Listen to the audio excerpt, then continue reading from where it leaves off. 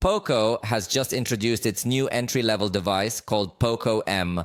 Remember that they had previously presented the POCO M Pro, and there is also a 5G edition of that device.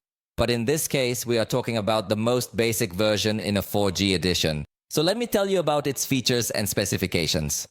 This device comes with a plastic back cover, which is available in black, violet, and white colors, featuring a unique and distinctive dual finish indeed on the back.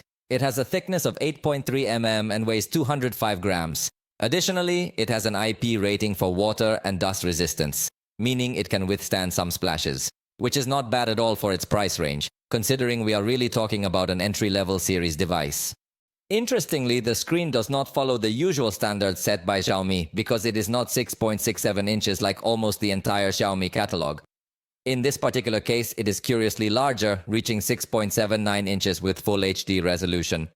Additionally, it has a refresh rate of 90 Hz with adaptive sync technology, which can drop down to 30 Hz. This can be quite notable for a device at this price point, as it can consume less battery when displaying static content, especially when it is not in use. This screen reaches a peak brightness of 550 nits, but it is a simple screen with an 8-bit color depth. It obviously uses IPS technology and in this case comes with Gorilla Glass protection in its 3rd edition. This device does not have stereo sound, but it does indeed and actually include a headphone jack.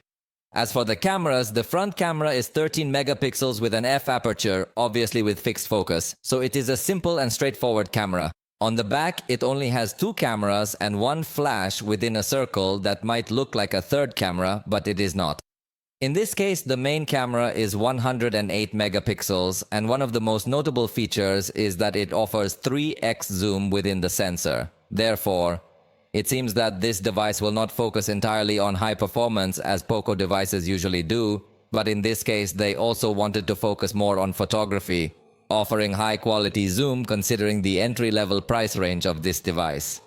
In addition to the main camera, there will be a 2-megapixel macro camera with an f aperture, and that's it. Additionally, the battery is 5030 mAh and supports 33W fast charging. By the way, the charger is included in the box in case you were wondering.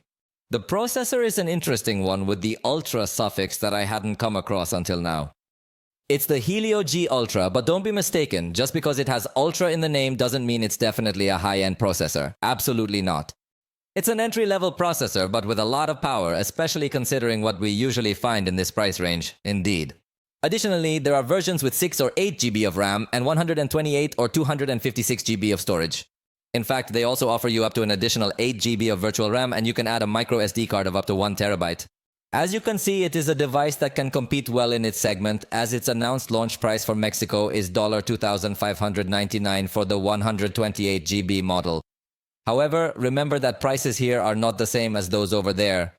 It is always important to note that in Mexico, taxes are included, while the edition with 8 GB of RAM and 256 GB of storage goes up to $2,999, but it is still a very competitive price if we compare it with competitors that have the same price, at least in Mexico.